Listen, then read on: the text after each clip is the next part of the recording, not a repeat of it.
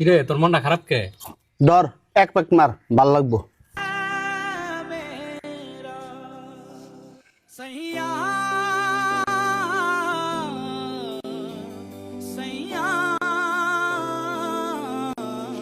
ঘেন্না লাগে যখন মনে হয় যে এটা আমার জন্ম দেওয়া পোলা।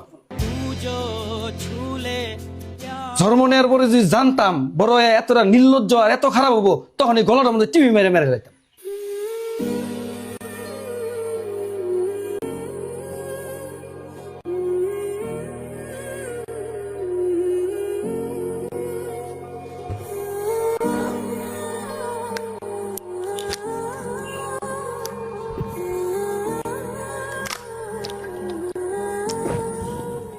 বন্ধু তোর তো এইবার কইরা কোনদিন মাল খাইতে দেখে নাই, আজকে কি হয়েছে তোর শুনি?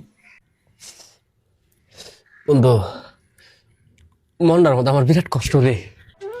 তোরা যে বয়সে বাপের পিঠে উঠা বাপের গুড়া বানায় খেলছস, ওই বয়সে বাপ আইতাছে হুন্না আমি ধরে ফলাইছি। নাজমুল, তোর মনে আছে তুই ক্লাস 5-এ থাকতে একটা নতুন সাইকেল কিনে নিয়েছিলি? আমি তোর হুইস করছিলাম বন্ধু, তোর সাইকেলটা কেনা কিনে দিছে। তুই কইছিলি আমার বাপের এখানে, আমি কইছি যে আমার সাইকেল লাগবো মানে লাগবোই। আমার ওই দিনই সাইকেল কিনে দিছে। তোর বাপ তোর কাছে বন্ধুর মতো আছে, আর আমার বাপ আমার কাছে আসছিল ভয়, আমার আতঙ্ক।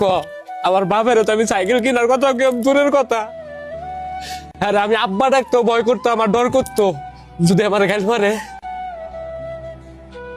পোলাবান ভালো হয় মায়ের যত্নে, বাপের আদরে। আমি সেরে পোলাবানের মতো ছিলাম। আমার কাছে মনে হইতো আল্লাহ মনে হয় আমার এই ভুল করে এই দুনিয়াটা ছড়াই দিছে। নিজের মধ্যে আমার নিজেরই খুব ঘৃণা হতো। আল্লাহ আল্লাহ আকাশে তুই আল্লাহরে চায়া চায়া কইতাম, আল্লাহ তুই আমার কেন এই দুনিয়াতে পাঠাইলা? তোমার নাকি আমার লেখা খাওয়ান কম হয়ে গেছিল। এসএসসি পরীক্ষায় ফেল করার পর যখন বাড়িতে থাকলাম, মামা তোমাদের কইতো ভয়ে ভয়ে বাইরে উঠে খায়, শরম করে না, মরেও না। বন্ধু তোর ভিতরে এত কষ্ট? বন্ধু, আমি এমন খারাপ আছিলাম না রে।